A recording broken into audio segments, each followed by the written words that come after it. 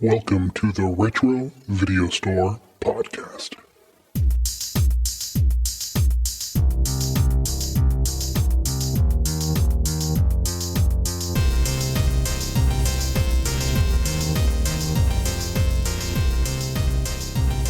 Welcome, everyone, to the Retro Video Store Podcast. I'm your host, Eric. Hi, Eric. And that's my co-host, Neil.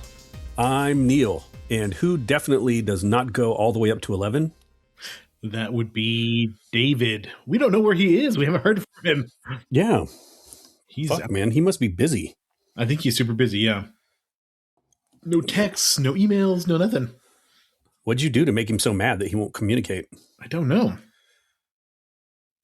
You and I still share the same stupid memes on our group chat, and it's only you and I. I know. I had some good ones I sent on there, too. Yeah. Like the vowels in Celine Dion. Read the vowels in Celine Dion's name out loud. Okay. Did you not see that one? No, I don't think I saw that one. It's in the RVS one. It's on our Retro Video Store Podcast one. Okay. I'll check it out. God. I'm so disappointed in you because it's genius. I'm almost tempted to make you stop to go look at it. Stop looking at it. Yeah. So today we're talking about a bona fide classic, and this may devolve into Neil and I just quoting the movie the entire time, but hopefully we don't. We'll probably talk about its merits and maybe some other things besides the movie, but we're talking about this is Spinal Tap from 1984. This is one of my all-time favorite movies, probably one of the highest when it comes to comedy. And it's just, it is so damn good. So funny, so subtle, so just amazingly hilarious. And we're going to talk about that because, we've done a lot of superhero movies and a lot of action movies, and we don't really jump into the comedies that much.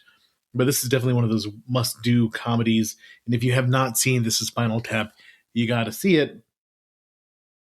To me, it skewers rock documentaries so perfectly.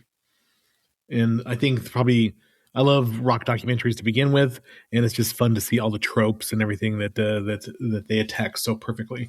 I think it's neat that you like rock documentaries. I myself prefer rockumentaries. Thanks, Marty DeBerge. You're welcome.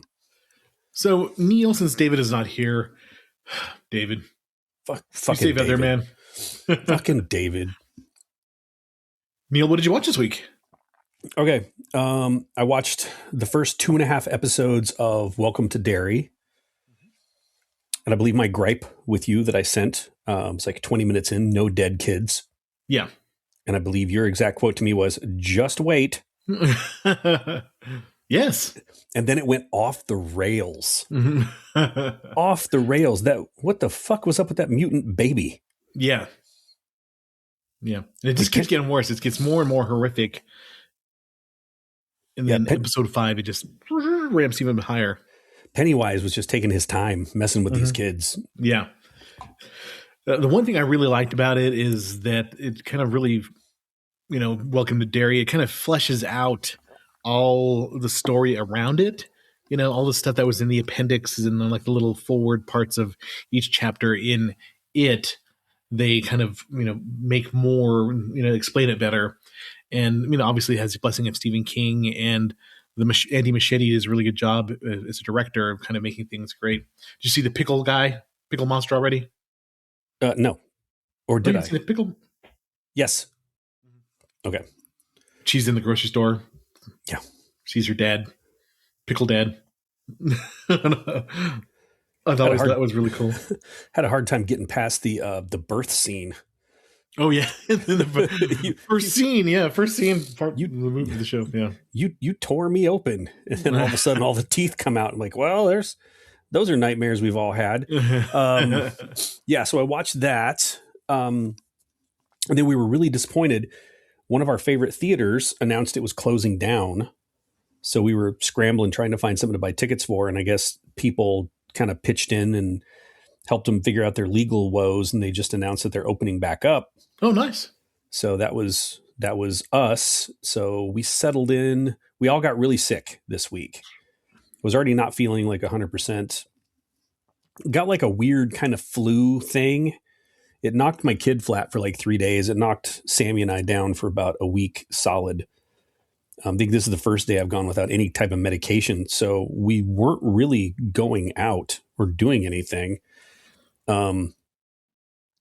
We just kind of sat under the vaporizer and listened to music and audiobooks, just feeling miserable because we just wanted to be like in bed. But today and yesterday, we kind of got into watching some movies because we had watched for the last episode, we had watched Captain America. Sammy was like, let's just start watching all the Avengers movies. So that's what we did. We started watching the Marvel movies, one right after the other. Yeah. And then we started on Loki because we saw that he is going to be in his role working for the Time Authority.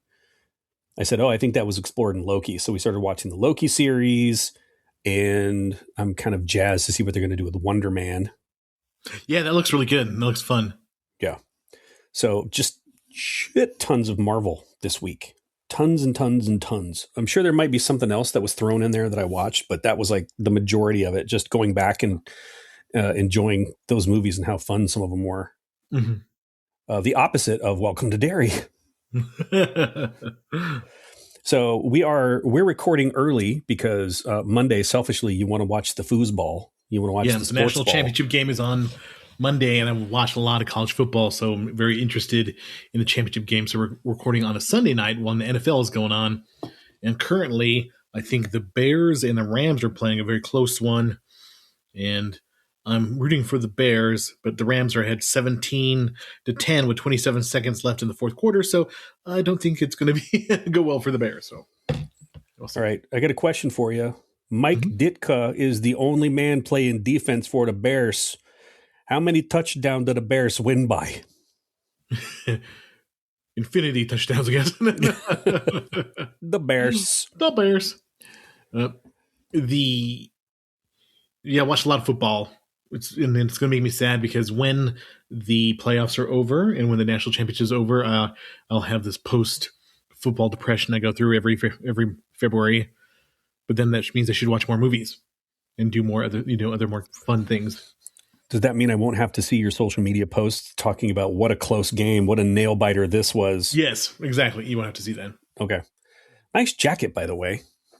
Oh, this is a nice Carhartt rain hoodie. It was super thick. It's like a coat. CC or CK? CK. Oh, it's CK, so it's super thick with the CK. Got it. Thick, super thick. Thick and tired. So when it comes to what I watched this week, we were already talking about what you watched this week. Did get all self-righteous. No, just kidding. What I watched this week is I went to the theater, the Alamo, the Roadhouse Theater, which is like our sit-down restaurant movie theater, when we watched a revival of Batman 1989. And it was a lot of fun to see it in the theater. Because the last time I saw it, I watched it on just TV, and I was just kind of like maybe a little bored with it, and I didn't really feel that enthused. But watching it in the theater was a lot of fun. Yeah, and it was packed. And they had like a raffle where you could win like paraphernalia, like a bat signal and other things. And I came one number off for missing one of this Lego Batman set, which kind of made me sad. But it was a lot of fun to see in the theater, and realizing that movie came out in '89. That is 37 years old. Yeah, well, I graduated in 90, so yeah, it doesn't seem that long ago. It doesn't. But when you watch it, and it's so fun to watch because it is so quaint compared to what we're used to. When Michael Keaton's fighting like the Joker's thugs and stuff like that, it's so slow. The action is so slow, and Michael Keaton's not like what you expect from what we expect out of our superheroes now. Like, yes, you want a Bucky versus Captain America on the causeway, knife fight where they're like doing some raid level fighting and stuff like that. You want to see them really throw down. Where it always bothered me, even back then when I saw it when I was 16 years old, is watching some average thug almost beat up Batman. The guy was swinging in the big, chain and stuff at him at the end of the movie. I'm like, hashtag not my Batman.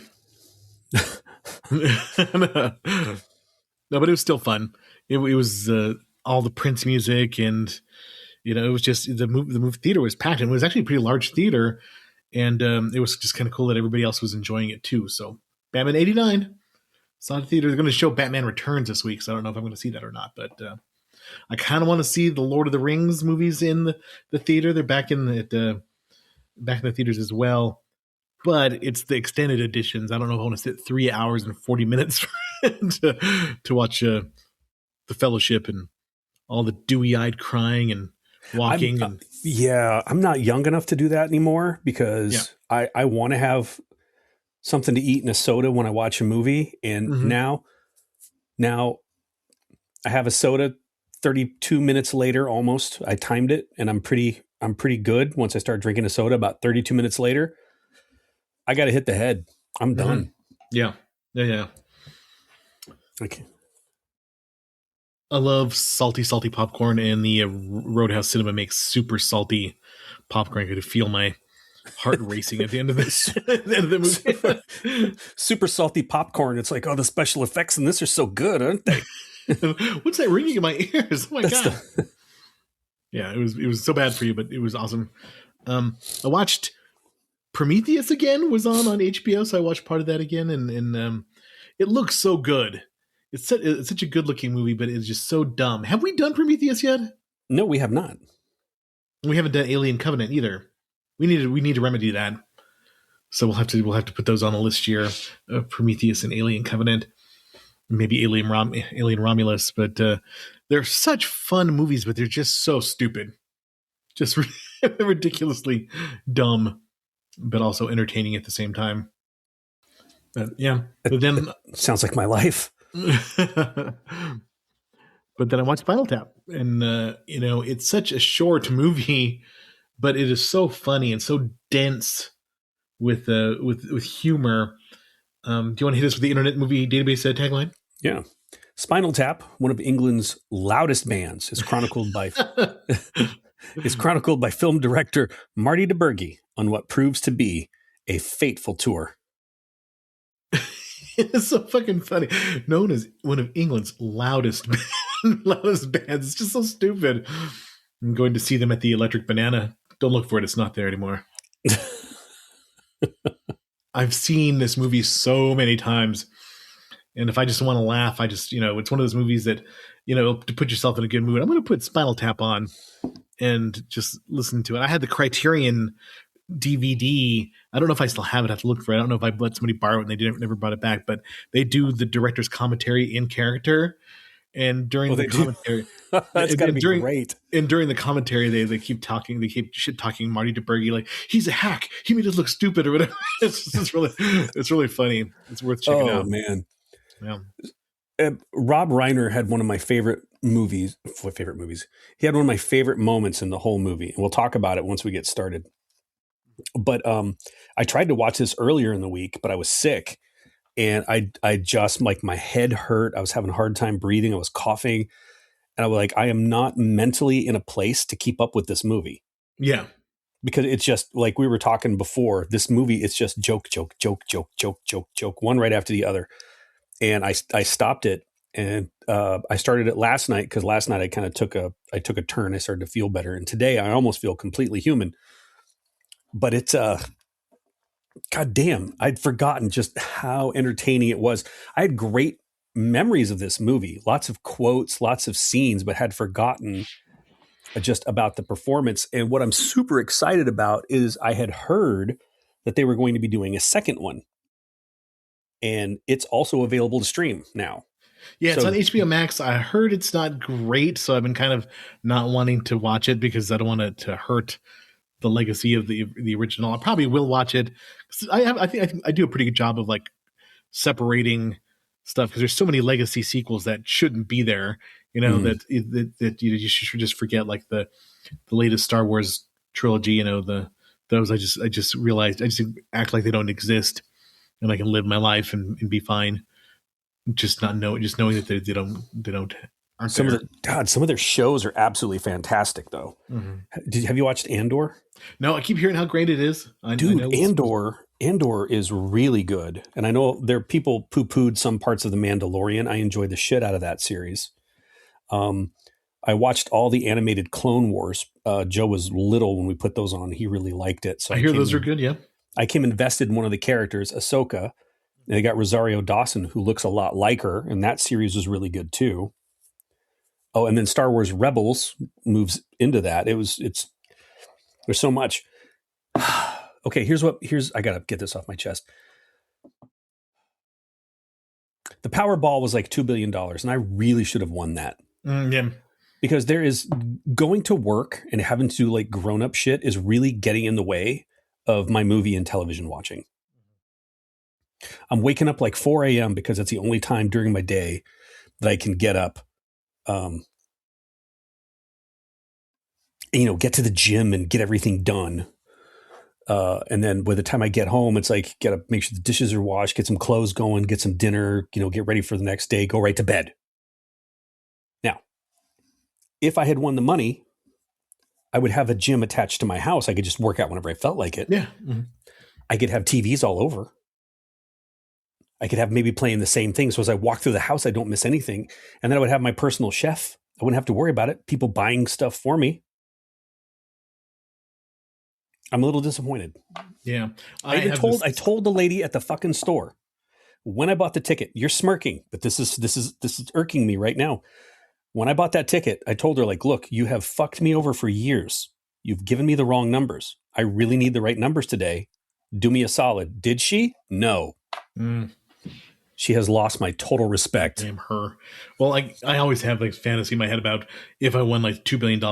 There's this movie theater downtown Colorado Springs. It used to be Kimball's Theater, Kimball's Pikes Peak Theater. And that was like the art house movie theater in town.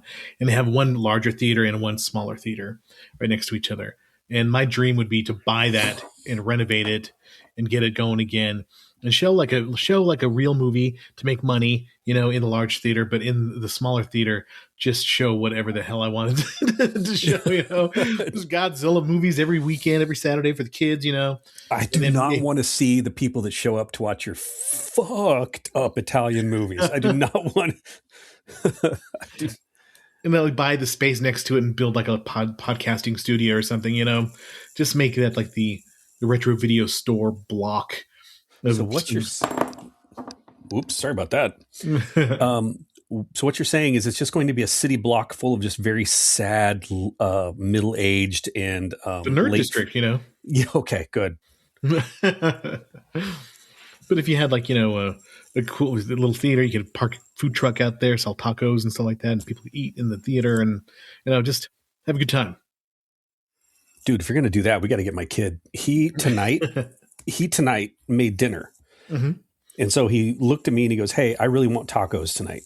And my wife had wanted to do something else. But when he says that, it means he wants to make it. Mm-hmm. Because I have one of those. I have a small Blackstone. I don't have one of the giant ones. I've got like a decent enough size for 3 people. Mm-hmm. Run him up to the grocery store. We get all the stuff he wants to do. He gets all the stuff he wants for his marinade and limes, and gets the meat and chops it up and throws it all in there and gets it marinated and throws it on the blacktop and heats up the tortillas. We had some kick-ass tacos. If the kid with all his like math and physics and shit doesn't work out, I'm going to have to get him cooking. Yeah, get him out there. I made green chili stew this evening. Yeah, I know. I saw. Go fuck yourself. I saw the pictures. It was fucking amazing. It looked okay. I think you saw my comment. Yeah, that you've seen better, but yeah, it was. I have seen better. Yeah. All right. This is Spinal Tap. Let's dive into it. This is Spinal Tap. You're not as confused as Nigel, isn't it? So, released March 2nd, 1984. It really was the launch of the mockumentary. I know there was a movie called the Ruddles. It's like a parody of the Beatles, and it was done by some guys from Monty Python, and that was sort of like the similar, but it was mostly like they were really heavy on the old footage, like the old concert footage and stuff like that. They didn't follow them around like this one. And now this type of fake documentary is so popular because that is what The Office is. That is what Parks and Rec is. It's a lot of TV shows borrow that kind of, we're getting followed around by a documentary crew and they just record everything that happens. Well, this movie kind of defined the genre. And, this movie was so they play everything so straight that people actually thought that Rob Reiner recorded this band that, it's like, why did you pick this band to record? They thought they were a legit band. And when I was like really young, when I first heard of the movie, probably not even like, probably like 10 or 11. And I thought it was like, who is Spinal Tap? I've never heard of these guys before. And I didn't really watch the movie. I just heard it was funny, but then somebody had a copy of the videotape at the dorm and at UNM, and we watched it, and everybody was cracking up, and it was super, super funny. And then I bought it on VHS and watched it tons of times. And then, of course, DVD and Blu-ray and streaming and all that kind of stuff. So it has been one of my favorite comedies since then. What was your introduction to it? I got this early when I was in high school. And thanks to my mom always having on comedies and things like this, like Laverne and Shirley, I recognized Michael McKean right away. Mm-hmm. And you know me, man, I was always buying band movies and band stuff. Mine tended to be not quite about the loudest bands. I was looking for like, who's the most satanic that I can watch? Mm-hmm. It just really, really dug it. Dug it. And then sort of forgot about it for a while. You had that Danzig DVD. Where, my God, wasn't that fantastic? The Danzig videos. They had like Mother, the unedited version with all the, killing chickens and blood and boobs and stuff like that. I had She Ride, which is kind of She Rides is kind of explicit and some of the things, but they had these little pieces in between where they would like talk to Danzig and he would just tell them how cool he was and how profound and how smart he was and the lost books to the Bible or whatever, and it just he was so self-serious, and that's really kind of, they make fun of that a lot. This is Spinal Tap, but yeah, that Danzig videotape was hilarious. Oh, it was so good. Yeah, I love shit like that. I love, and I don't know if you've noticed by the stuff I send you, I love videos of people that have no self-awareness. Mm-hmm. Yeah, you do. Yes. I love it. I love it so much. Yeah. Neil sends me these people on Instagram who are like singing and they're trying to sing like, seriously in their rooms and stuff like that, but they have absolutely no idea. They have no talent and it's super cringe inducing. But I think Neil gathers power from the cringe. It's what fuels my supernatural abilities is watching those videos.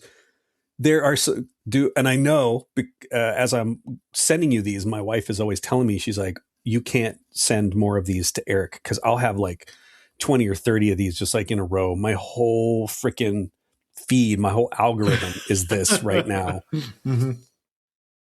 That's funny. So it was released March 2nd, 1984. Running time is only 82 minutes, but like I said a little earlier, it's a dense 82 minutes, just full of just the funniest shit you've ever seen in your life.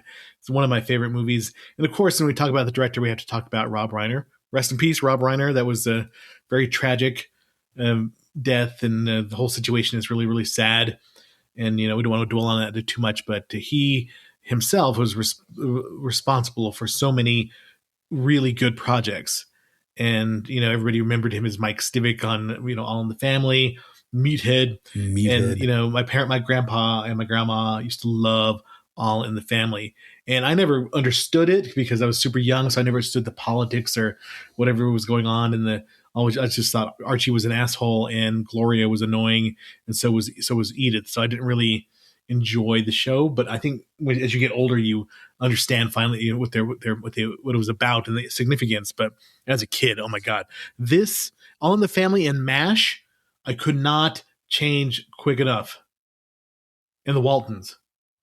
Ugh. Okay, the Waltons was just something you had to suffer through because if you turned the TV on too early, it was there. Yeah.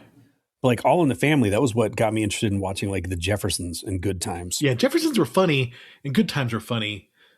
except for Good Times. Remember the girl got one girl was abused, and her mom would burn her with an iron or something. It was just really weird. Just it's weird how it sticks in your head, and when you watch things as a kid. I always think of the evil Hulk in the Hulk series, and he's kind of a taller guy with a really weird face. He was like the bad Hulk, and of course there was Lou Ferrigno as a real Hulk, and that evil Hulk used to scare the shit out of me.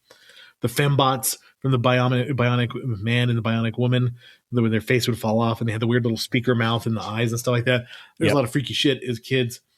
And one thing, for some reason, they were talking about Emergency. Remember the show Emergency from the 70s, where it was like they followed these paramedics and firefighters, and they would go out and stuff. The one thing that I always remember, it will stick with me for the rest of my life, and I don't even know if it's a real thing, but this kid, they ran on this kid on the call where he ate raw dough, and his fucking stomach was all distended and stuff like that. And they were like, "Oh, worried he was going to die." I'm just like, "Oh my God, never eat dough." Somebody's like, "You want some cookie dough?" I'm like, "No." It scarred me. If you want something that's scarring, you remember Buck Rogers in the 21st or whatever century? Yeah. Remember that? Okay, look up Buck Rogers dancing. Oh, I did see something that just this week on some 80s retro thing. It was very disco. Yeah, and when Buck's out there busting his move. Yeah. I just remember being really excited because the princess that he was dancing with was basically wearing a bikini, and it was on TV, and you could just stare at her. And then your parents are like, "You're watching Buck Rogers. This must be fine." Because my dad talked about watching Buck Rogers serials in the movie theater when he was a kid. Because he used to, and then they had then the Flash Gordon cartoon, and they even had the toys. Mm-hmm. Thun the Lion Man, those were great. I was a big fan of Wilma Deering on Buck Rogers, played by Erin Gray. Yep. Yeah. Mm-hmm. Her and her satiny looking tight outfits. Anyway, back to All in the Family. So he was a writer, and Rob Reiner was the son of Carl Reiner, who is a very famous comedian and partner of Mel Brooks. So he had a lot of just generational talent, as being a comedy writer. But This is Spinal Tap was his first movie. Then he went on a run that is, probably one of the best runs of making movies of all time. He did This is Spinal Tap, The Sure Thing, which I only saw once, the early John Cusack movie. I remember being good, but then he did Stand By Me, The Princess Bride, When Harry Met Sally, Misery, and then A Few Good Men. That's like just a hell of a run from 84 to 92. Then he blew the streak with North, which Roger Ebert said was one of the worst movies he's ever seen in his life. In that book, I have that Roger Ebert book called I Hated This Movie. And he basically said that North was the inspiration for him to make that book. Okay. But before that, though, talk about a run. I mean, that is just, incomparable. That's some of the best movies in different genres too. Like, Princess Bride, When Harry Met Sally, Misery, Few Good Men, they're all over the place genre wise, but they're all competently and really well done. And then his last one was Spinal Tap 2, The End Continues. Yeah. Yeah. And, it's sad. Rest in peace, Rob Reiner. You left a mark. Christopher Guest, of course, and Michael McKean and Harry Shearer, all amazing comedians, all responsible of so many funny things. Like you said, I remember Michael McKean from Laverne and Shirley, and I used to watch the shit out of some Laverne and Shirley because it was on reruns. Lenny and Squiggy. Bite his hand. And they had Lenny and Squiggy had their own band. It was Lenny and the Squigtones, and that's the first time I remember seeing Michael McKean like playing guitar. They even they were on American Bandstand too. Yeah. This is what I like, that these guys, when they do stuff like that, just like the total commitment to the absurdity of it. And especially the way, the dialogue's like almost 100% improvised. Yeah. Yeah. So it reminds me of Borat, how he would go out and just fuck with people and stay in character. Yeah. And just start going off the top of his head and riffing. And I love it. I love the awkward uncomfortableness of it. And just how quick their minds are to stay in character, develop. I mean, they spend a long time developing the backstories for each of their characters, but they are so good at just keeping it going and not breaking. Some of the stuff they talk about is just so damn funny. It wasn't a huge hit. It had a $2.5 million budget and made around $4.7 million. So it wasn't a big hit, but this movie just became huge when it came to rentals. Yeah, it was just some of the inspiration for This Is Spinal Tap is Don't Look Back, which is a documentary on Bob Dylan. Give Me Shelter, about the Stones. The song remains the same, about Led Zeppelin. If you watch The Song Remains the Same, it is one of the most overly indulgent bullshit documentaries that I've ever seen. Like, each character of Led Zeppelin has this really extended fantasy sequence, and Robert Plant's got a sword and he's fighting wizards and shit like that. And, Jimmy Page is a wizard, and John Bonham's a race car driver, and they have this really long, sequence, and he's got a machine. He's like a gangster with a machine gun. And it's just really, really, like, nobody told Led Zeppelin no when it came to that documentary. And they're so coked out of their mind there, even their live stuff isn't very good, because Robert Plant's riffing all over the place over the songs and stuff, and it's just really, really awkward. Well, I'm assuming there was an equal amount of drugs in the show. Yeah. And I don't know about you, but all the live music I have seen recently, there's like a cloudy haze of smoke that leaves me craving Mexican food when I leave the venue. Yeah, yes, exactly. Holy shit. The most pot that was ever smoked next to me at a concert was I saw Prince at the Tingley Coliseum in Albuquerque with my sister. And the person next to me had the biggest literal, like, Cheech and Chong joint that I've ever seen in my entire life. Oh, yeah. And I just knew the next day they were going to drug test me. But, it was, I walked out of the place feeling a little kind of a headache after that one. I've on several occasions called my wife after a concert, and she has this, her job, she sees some horrible things with society, and she's like, look, as soon as you're done, you're downtown, get right back home. Nothing good ever happens around there, especially the area you're at. It's like, look, babe, coming straight back. Send her a quick message like, hey, there's a taco truck, or there's like a hot dog thing right over here on the corner. I'm going to go over there. I'm going to get a bite to eat. She goes, no, I want you straight home. No, you don't understand. Better not smell a hot dog on your breath when you get back. I need to eat. Mm-hmm. I would send her pictures inside the venue. She's like, oh, okay, yeah, get something to eat and then you're right back. 100%. Okay.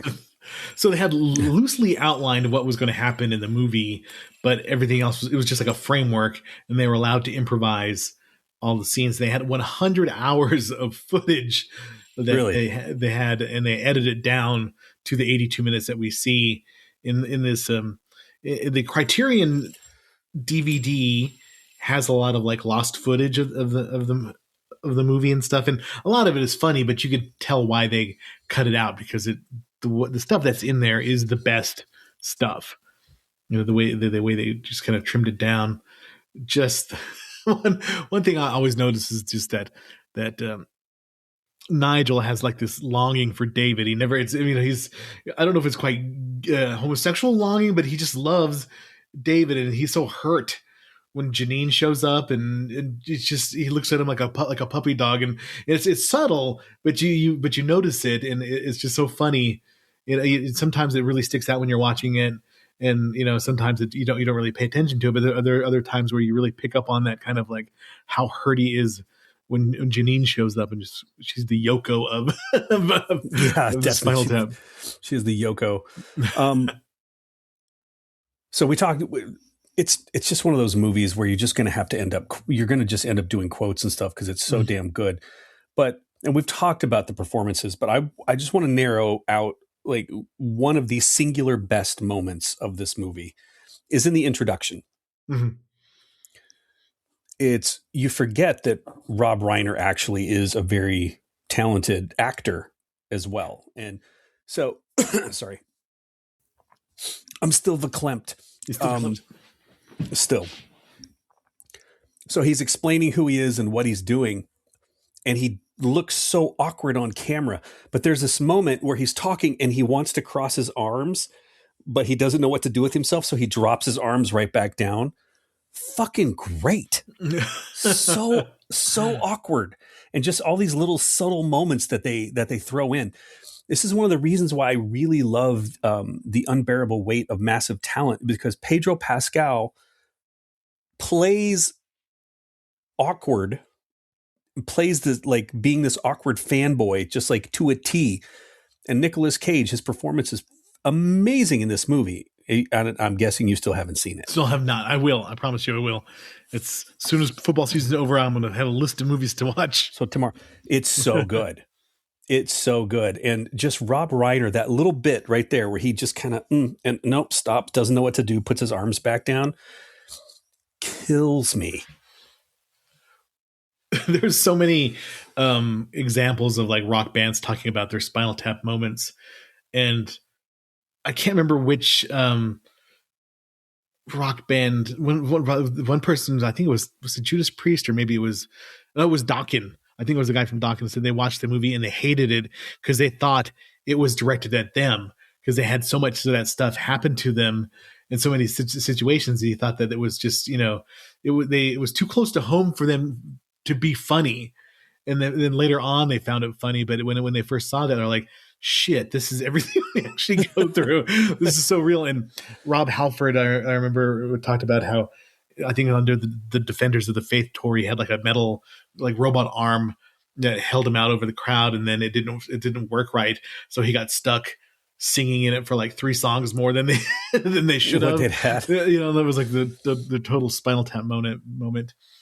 And there are just tons of examples of people who are in the rock and roll business saying, yeah, this is just too close to home, getting lost backstage, and just all the other stuff is so funny. One thing that it's pretty obvious, but if you don't watch it, if you don't pay attention the first time, you miss it, is that herpes that keeps notice that completely notice it keeps jumping around. Keeps jumping around. Nigel's got it one time, David's got it one time, and it's just the little mouth sore that keeps flying around. And it's just so many things that are just so funny. It was really, there's so many things going through my damn head right now. It's just such a hard movie to talk about, because you just want to, it's like if we were sitting, we'd look at, you remember the one part? Do you remember that part? I totally remember that part. It's almost as bad as like our first 2 episodes back. All we did was sit and talk to each other because we hadn't sat and communicated with each other for so long. Yeah. All we did was sit and chit chat, not discuss the movie. This is almost like that, because there's so many just quotable, memorable bits. But I had forgotten the sheer number of talented people that they had put in it. Oh yeah, there's Billy Crystal, just happens to be a mime, and Dana Carvey's a mime, and there's Bruno Kirby's a cab driver. There's Fran Drescher's in there. There's Bobby Fleckman. There's Paul Schaefer. Already fucking kick my ass. Just kick my ass. This is my fault. Fuck me. And then the dude, and he's been in so many things, and so much TV from the 70s and 80s. The guy who played the desk clerk that had the big glasses. yes. I don't know his name, but I sure as hell recognize. I just like when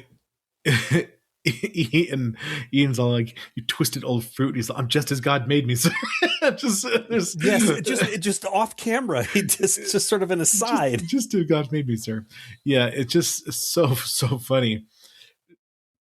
Yes, it's frequently cited by musicians as painfully accurate, including members of Metallica, Ozzy Osbourne, U2. Yeah, and Ozzy, I think, was also said he didn't laugh when he first saw it because it was just so close to home that he couldn't see the humor in it. Do you want to hit us with the critical consensus?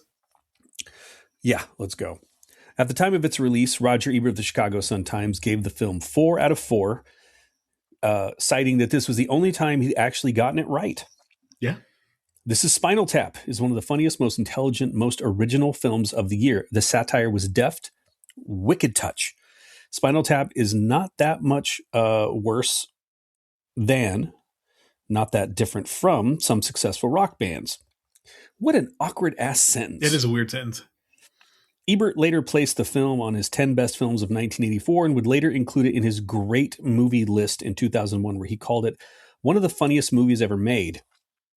Gene Siskel of the Chicago Tribune also awarded 4 out of 4, writing, "It is so well done, in fact, that unless you are clued in beforehand, it might take you a while to realize that the rock group under dissection in This Is Spinal Tap does not really exist." Oh, here you come. Are you ready? Yeah. Janet Maslin of the New York Times praised it as a witty, mischievous satire, and it's obviously a labor of love. Critics praised the film not only for its satire of the roller coaster lifestyle of rock stars, but also for its take on the nonfiction film genre. David Anson from Newsweek called the film a satire of the documentary form itself, complete with perfectly faded clips from old TV shows of the band in its Maud and Flower Child incarnations. Those flashbacks were amazing. I love Ed Begley Jr. as their first drummer. When they're singing the Flower People, yes, they're singing. Listen it reminded me of the Rankin and Bass Hobbit. Yeah, because Michael McKean's voice exactly is like that. Yeah, he had it. It was so spot. Yeah. So great. I just love Derek. He's mouthing, "I love you," or "We love you." We love you. Yes. So Sammy was sitting in the room. She was like, "Just watch this fucking piece of shit so we can get this over with." And she's not looking. And when he did that, I laughed out loud. It just killed me. I totally forgot it. Then she looks up, and then it's just the images circling around the main image. And she's like looking at me like, what is so funny about that? I'm like, no, you missed it. Don't worry about it. All right. Even with cameos from Angelica Houston, Billy Crystal, and Patrick Macnee, Spinal Tap is, or has still managed to trick many of its moviegoers into believing the band existed. Reiner observed that when Spinal Tap initially came out, everybody thought it was a real band. The reason it did go over everybody's head was that it was very close to home. I had the soundtrack. I bought it on cassette. Oh, yeah, I had the soundtrack too. I thought it was hilarious. Big talk about mud flaps. My girls got them. Audiences polled by CinemaScore gave the film an average grade of B on an A+ to F scale because the audiences polled by CinemaScore were fucking stupid. Yes, exactly. Retrospective assessment on the Retro Video Store podcast. This Is Spinal Tap is widely regarded as one of the best films of '84. The film holds a 98% approval rating on Rotten Tomatoes based on 175 reviews. Yeah, who are the 2% that didn't like it? I wonder. It's weird. Communists. Yeah. I'm going to go with communists. They're communists. That site's critical consensus reads, "Smartly directed, brilliantly acted, and packed with endless quotable moments. This Is Spinal Tap is an all-time comedy classic." Metacritic, it uses a weighted average, and it assigned the film a score of 92 out of 100. Pretty freaking good. Yeah, and you hardly see Metacritic scores that high. Yeah, based on 30 critics. Universal acclaim is what they're indicating. In 2002, Spinal Tap was deemed culturally, historically, or aesthetically significant by the Library of Congress and was selected for preservation in the United States National Film Registry. In 2000, the American Film Institute placed the film at number 29 in its 100 Years, 100 Laughs list. In 2008, Empire Magazine ranked This Is Spinal Tap number 48 on its list of the 500 greatest movies of all time. Wow. The New York Times placed the film on their list of the best 1,000 movies ever made. In January 2010, Total Film placed This Is Spinal Tap on its list of the 100 greatest movies of all time. When Entertainment Weekly compiled their list of the 100 greatest movies of all time, the publication included the film as just too beloved to ignore. In 2011, Time Out London named it the best comedy film of all time. Wow. In November 2015, the film was ranked the 11th funniest screenplay by the Writers Guild of America on its list of 101 funniest screenplays. Stephen Sondheim, Rowan Atkinson, Dan Stevens, Michael Apted, Chris Parnell, John Bradley, and Sasha Gervais listed it among their favorite films of all time. I've included the soundtrack, and the listings make me laugh because it's basically like a greatest hits album, and of course it's got Hellhole off of Smell the Glove, Tonight I'm Gonna Rock You Tonight. I just love the title. So Tonight I'm Gonna Rock You Tonight off of Intravenous DeMilo, Heavy Duties off for Bent for the Rent. Rock and Roll Creation off of The Gospel According to Spinal Tap. America, previously unreleased. Cups and Cakes. Big Bottom is off of Brain Hammer. Sex Farm is off of Shark Sandwich. Stonehenge is off this Okay, Never Sex Farm. Sweats. We only get to hear Sex Farm in the movie once, but the setting. So Fred Willard, God dang, that guy. He was born for that genre of film. Fred Willard was so good. Mm-hmm. Just like in Waiting for Guffman and Best in Show, the other Christopher Guest kind of improv comedies. Yeah, Fred Willard is amazing. Catherine O'Hara is amazing in those as well. Okay, Christopher Guest, Jamie Lee Curtis. Yeah, Okay, so not only is the guy talented, but damn. Yeah, he married up. Christopher Guest. It took me a long time to realize that he was the same guy with the 6 fingers. Yeah. Mm-hmm. Took me a long time. He's so good when he's in those roles that I cannot, you watch a movie and you're like, oh, this is Robert De Niro in this movie. This is Robert De Niro in this movie.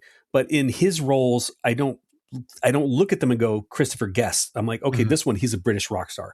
This one, he's a sadistic torturer for Humperdinck. And when he was on SNL for one season, that one season that was kind of interesting. That had like Julia Louis-Dreyfus and Billy Crystal and Christopher Guest was there, and him and Billy Crystal did this, like, 2 guys that were security guards, and they were talking. They always talk about, like, squeezing the lemon juice on your finger, or you're taking they're just these really specific things about hurting. Okay, would you rather lick a light bulb or drink a cup of sweat? Is the sweat hot or is it cold? Just kind of breaking the movie down. It just, like you said, that Marty DeBurgi coming out and talking about one of England's loudest bands. It just fucking cracks me up. It just that's what they've got. Just like They're one of the loudest. This is one of the loudest bands. Not the best, not the most talented, not the best selling, just one of the loudest bands. I love the interviews with the people, and the girl's like, it's just like you're the one with the band. And those are really good too, and it's deep, man. You get something out of it. It's worth the price of admission for the vomit discussion. Mm-hmm. Cause it's once you know that they're improvising, it's like, these guys are genuinely like really funny, and they've got to be friends, because it's the only way you're going to riff like that. Oh yeah, exactly. Well, there's no way to prove whose vomit it was. Ugh, there's no way. You can't dust for vomit. The one part that just that cracks me up is the stage crew bringing that gigantic skull. Even that is a fucking funny joke. Just how ridiculous the band is. And they're like, oh, watch the mouth. And they're carrying the gigantic skull. Just everything fucking makes me laugh in this movie. Just everything. It just hits on all cylinders for me. Yeah, I love so good. Just the names of the band members: Mick Shrimpton, Viv Savage. Have a good time all the time. That's Viv Savage's. That's what I'll say. With that weird pull he's got on his lip. When he's dressed up in the doctor outfit with the gloves on, just staring off into space, then he's playing. Yeah, in Rock and Roll Creation, he's got like the little electrode hat on his head and stuff. Yeah, and, Stonehenge, he's got the Viking hat on and stuff. I swear, I love Rammstein. I love the band Rammstein, but every now and then their stage, because they're so theatric now, just sings a Spinal Tap to me. Oh yeah. Yeah, totally. Even like Iron Maiden with all the sarcophaguses and everything like that. It is just so over the top, and it reeks of Spinal Tap. Yeah, and I've seen Spinal Tap. I've seen Iron Maiden a couple times, and that was such a big part of it that you look forward to, like, when's the giant inflatable Eddie going to come swinging out? It's like watching AC/DC. When's a giant inflatable Rosie coming out? And these guys just hitting this stuff on the head. So wonderful. Or just like in Pink Floyd waiting for the giant pig to come out, or like, it's just so, it tackles all those. outrageous stage props. And that to me is one of the funniest things where the whole Stonehenge they almost got crushed by a dwarf. So damn funny. That was something the very first time I watched it, I did not get why. Because they specifically show him making the double hashes for inches instead of the single hash for feet. Yeah. It just went right past me the first time I watched it. Here. And then when she pulled it out and she goes, "But this is what you gave me on the napkin." And I'm looking at it and it just wasn't clicking. And then I think it was later in school, we had to do something and just, oh God, there was so much more to go back for. I love, one of my favorite quotes is when Bobby Fleckman is arguing with Ian, their manager, about smell the glove. You look at a naked, greased woman, and there's a glove being forced in her face. They're like, oh, well, when he said something, it wasn't a glove. If it wasn't their first choice, it wasn't a glove. Believe me. It's just what's wrong with being sexy? Sexist. Yeah. Yeah. The Black Album. Harry Shearer did not quite he wasn't quite as out there. Yeah. As Christopher Guest and Michael McKean, but holy shit, when he came through, it was such a comedic punch. I love his whole, like I'm supposed to be, he's talking about what his role is in the band and as he's doing it, but he's just kind of in the background of all of it. And the posing. That was the thing in the 80s. Every guy in a heavy metal band had to pretend at some point that the guitar was his dick. Yeah. Exactly. Had to hold it in their crotch and point it out at the crowd or do something with it. And I love that we've got these armadillos in our trousers. They scream and run away. I just love when he got stuck in the pod, and then he finally gets out and then he has to go back in and his arm's stuck. He doesn't, at the beginning of the song, he doesn't miss a beat, man. He's still playing. He's still going. I love it. And that's another thing that's so good is that they're all competent musicians. They're all playing those songs, and that adds such a fun, edge to the whole thing, is that they came up with these songs. They're playing these songs. They're playing them live. I had to, we've talked before about when we were kids, you had to get the TV guide and you had to mark what was what. And I remember seeing that they were going to be on, I forget what late night program. I wish I got it so long ago, but they were playing like on rhythm bass, on lead bass, yes, and on the bass, and on the bass. Yeah, I think it was an SNL appearance or something like that. I do remember them because I when you said that, I was like, oh, I got to find that because I know it's a TV appearance, but it is awesome. They're all playing the bass. And just the writing's like, how can I leave her behind? It's so stupid. I was singing that as we were getting our food together right before we recorded. I was singing it. And my wife was like, "Oh yeah, hey, good double entendre there." I'm like, no, we just watched the movie. You didn't pay attention to it. Or even in Tonight I'm Gonna Rock You Tonight, when he's talking about you're just 15 and you still got your baby teeth or something like that. But it's so typical of like rock music then, all the like Ted Nugent, ZZ Top, you're just 13 type songs, and it was just right in line with that. But it was so stupid. Yeah, I mean, what was the? Oh my God, there was the big one when we were in high school. Winger. Oh, she's only 17. Yeah. She's old enough for me. Mm-hmm. I always think that there should be, and I've talked about this before, there should be like now that's what I call music. There should be that's what I call statutory rock. And it's all about those underage songs like, Christine 16 by Kiss. She's only 17. You're 16. You're beautiful in your mind. Girl, you'll be a woman soon. My Sharona. There's just so many. Oh, what's that one song? Into the Night. She's just 16 years old, or Hot Child in the City. There's just these are just coming off the top of my head of all these songs that are about that subject. Jailbait by Ted Nugent. I love I'm gonna go off because I was looking the writer. You always hear about the crazy ass stuff that people do on their writers and the things that they want. But his bit with the meat and the bread. And he's like, I've been working on this for hours. And he goes, oh, you just fold the meat up. And then he goes to fold the bread, and the bread, I can't do it because the bread falls apart. You don't have to do that. He goes, no, it's all right. It's all right. It's all right. It's all right. I'll make it through. Holy shit. My performance.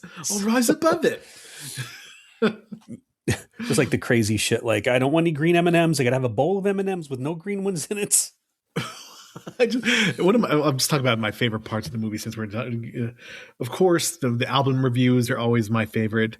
When they're talking about, just a simple 2-word review, shit sandwich. Shit sandwich. It's not real, is it? You can't say that. What's that one? Let's talk about your reviews a little bit regarding intravenous DeMilo. This tasteless cover is a good indication of the lack of musical invention within. The musical growth rate of this band cannot even be charted. They're treading water in a sea of retarded sexuality and bad poetry. And I always think about that when I listen to Kiss, some of their songs. I just think about, because they're so inane and stupid, some of them. And I just think about that review from Spinal Tap all the time whenever I hear, like, Domino or All Night, or Let's Put the X in Sex, some of the worst Kiss songs, the bottom feeder Kiss songs. I always think about they're treading water in a sea of retarded sexuality and bad poetry, because it's so true. Oh, influenced by Mozart and Bach. It's like a mock piece. That part is so funny. What do you call this? Lick my love. That part always kills me. I always say it to Jamie. I mean, I quote this movie all the time. I always talk about simple lines intertwining. It's in the key of D, which is the saddest key. Was it Saint Hubbins? He's the patron saint of quality footwear. Yeah, everything is so funny. It just even throwaway lines like the Boston gig got canceled. It's not a big college town. Yeah, not a big college town. And the slight little look he gives to the camera at that point. I guess Sammy was reading, as she always does, trivia. I guess that guy had attempted suicide, like right before filming. Oh. Yeah. And then he got onto the movie and had such a great time. He said it was what really kind of pulled him and made him start to enjoy life again. Well, that's good. Yeah, because you would have to have a fucking amazing time making this movie, just being creative and thinking of stuff off the top of your head and just putting it out there. I mean, that has to have been like a playground for quick-witted people, It's not your job to be as confused as Nigel. It's not a big deal. Making a big deal of it would have been. Yeah, there's so many parts that are just. The confounded by bread part is one of the best parts. Lick my love pump. Of course, the when Janine says, "Was it recorded in Dublin?" And he's like, he keeps bringing it back up. I know. So awesome. Nigel is just so amused that she called it Dublin. Yeah, Janine is just a drag. Your part that made me laugh is when they're talking about Nigel's guitar solos, and it's a full riff on Jimmy Page, who used to play like guitar with a violin bow. Yeah. But fucking kicking the other guitar and then stopping, changing the tuning on the violin peg, and then ripping with the violin. I completely forgotten about it. And when it came on, because one of my roommates in college, he was a huge Led Zeppelin fan, and he had a poster, of Jimmy Page with his big bell bottoms on with his guitar and like all the hairs coming off the violin bow that he was doing that with. And it just all came flooding back because he was kind of a pretentious asshole too. And when Jimmy Page did that, it was just fucking noise. It didn't make any notes or anything. It was just like, it was. I thought that was just. And oh my God, they're still doing it. Like, well, it's been a bit back, but it was Eddie Van Halen when he would take like the drill and put it on the guitar strings, and then the guy from Jackal doing solos with the fucking chainsaw. Yeah, I'm a lumberjack, baby. Whatever. Those are people you wish would spontaneously combust. I love when they're playing, the puppet show and then Spinal Tap. And they just hit rock bottom. And they want to do Jazz Odyssey. Just watch the movie, man. If you have not seen Spinal Tap, you got to watch it. It's one of those unimpeachable movie. It is so good that you got to watch it. It's amazing. I typed shit out on my phone because it was making me laugh so hard. I believe virtually everything I read, and I think that is what makes me more of a selective human than someone who doesn't believe anything. Like what he wanted to make a musical about Jack the Ripper, Saucy Jack. Saucy Jack. And every time I hear anything about Jack the Ripper or anything like that, I always think of Saucy Jack. Even the closing credits are just killer. They're interviewing everybody and of course, have a good time all the time. And, Nigel at the end, trying to sell hats to Marty, do you think, what are the hours? It's just thrown away, just fucking killer stuff like left and right. We say love your brother. We don't say it really, but we don't literally say it. But we don't say it. But we don't literally mean it. We're anything but racist. Just out of nowhere.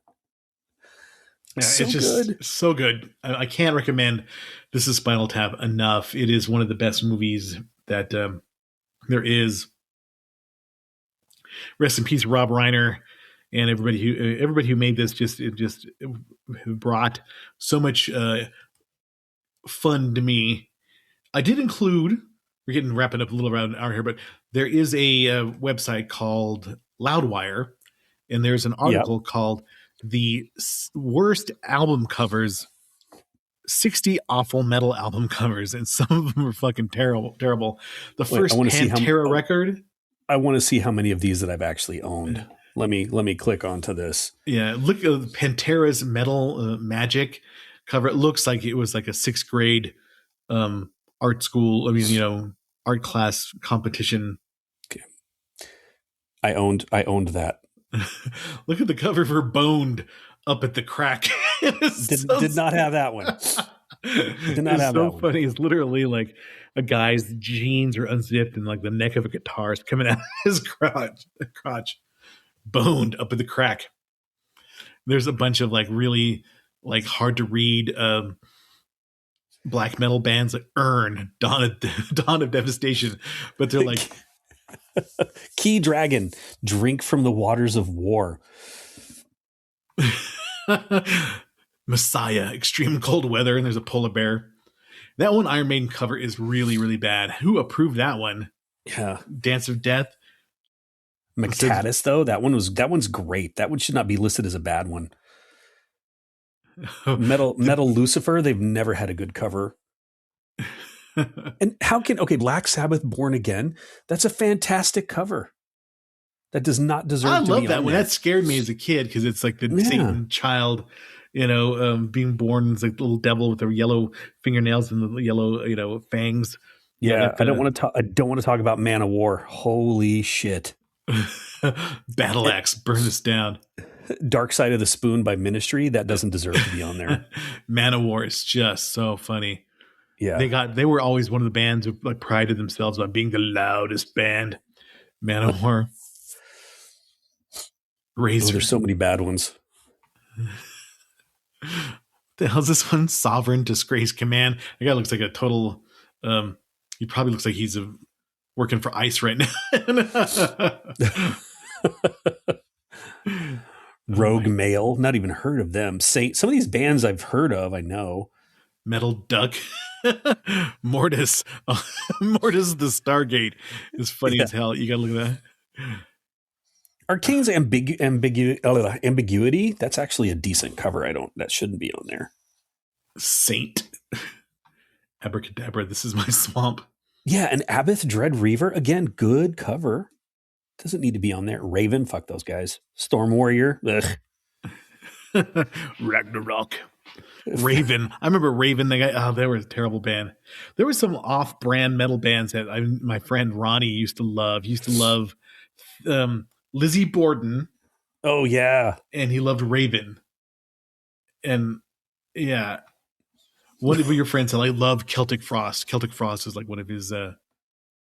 You love Celtic Frost, but Yes. we had a friend. You had a friend, or we had a mutual friend whose last name was Frost, who loved Celtic. Celtic. Yes, who loved Celtic Frost. Frost, yes. Fate's Warning, Postmortem. It's a skeletal mailman. Oh my god. And they have Split Beaver. yeah, that one kind of made me laugh too. Therian. Yeah, just check this out. It's super funny. Loudwire's awful metal album covers. There is a ton that are just hilarious, hilariously bad.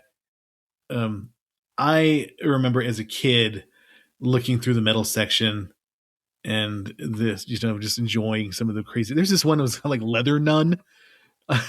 Yeah. I remember as a kid seeing that album a bunch of times, like, who's buying a Leather Nun? Albums that you buy just for the name of the band. Yeah. Black Sabbath Mob Rules was also a cool cover. I remember as a kid. Yeah. Agreed. Definitely see Spinal Tap. It is amazing. Next week, we're diving into the DC universe with Superman 3. Fuck off. You did. As soon as my wife was like, what are you guys going to be watching next? Superman 3, another movie you're going to watch by yourself. What else did we have lined up? I mentioned last week. I can't remember. I know this is Spinal Tap, Superman 3. I think we were going to do another Marvel movie. Maybe Little Shop of Horrors is what we talked about. Little Shop of Horrors, yeah. So we'll do Superman 3 and then Little Shop of Horrors. Yes. I do want to point out to all four of our listeners that Eric was like, I don't know if we'll have enough to talk about to make it through the entire hour. Because, again, now that we've gotten back into the swing of things and we're spending more time face-to-face talking, we're not just going to sit and bullshit and reminisce. We actually talked about the film. Yes. And this was a good one. So this one was easy. Sometimes the good films are hard to talk about. That's true. Usually some of the really good ones, you're just like, that was good. That was good. It was just great. Yeah, that was good. Why was it good? Fucking wow, it's just fucking good. Yeah, it's just good. But yes, thanks everybody. We have really had a good download week. We appreciate you, everybody downloading. It's amazing what happens when you actually put out podcasts. Yes, when you put out content, people do listen. So people listen. I appreciate all four of you that have done it. Maybe if one of you could invite a friend, maybe we could have maybe up to 7 to 8 listeners. Yes. Wouldn't that be fantastic? That would be nice. And also, if you want to suggest a movie, because we're just kind of playing it by ear every week. Last year we had like this gigantic master list of movies, but sometimes add and edit and we felt a little constrained by that. But maybe we should do that because right now we're just kind of like, what are we gonna do? So if you have any suggestions, this has been fun. We should let's just do that for a little bit. Let's not be so goddamn organized. Yeah. But you know what people can do if they're not going to invite a movies? They could buy us a cup of coffee. Yes. Go to buymeacoffee.com. Look up the Retro Video Store. We are on Instagram. I promise I'll start posting on Instagram. I just don't know why I have not. It just seems like such like a burden. Give me the fucking login. I'll do it. Yeah, that's true. And then we are on Facebook, which I need to update as well. So sorry, I've been bad with the socials, but I will answer your email. I promise you. And if you send us an email, we will read it over the air, or we'll talk about it over the air. So what is that email? One of the things that we will always do. So rvspodcast222@gmail.com. Hit us up and we will think about your suggestions. Hopefully they're not bad. Some guy sent me an email and I can't even remember his name. I don't even know if he really listened to the podcast, but he's like, hey, you should do this. And it was this really weird off-brand, like Christian 70s Christmas movie. And I'm like, this is really not what we do. I'll have to send you the email, but it was send me the email. It might be worth watching just to say that we did it. Dude, if we can watch your movies, that weird Italian shit, we could watch that. Yeah. I would have things to say that might alienate some listeners. All 3 or 4. Have a good week, everybody. Yeah, everybody take care. Have a good week. Thank you for listening to the Retro Video Store Podcast.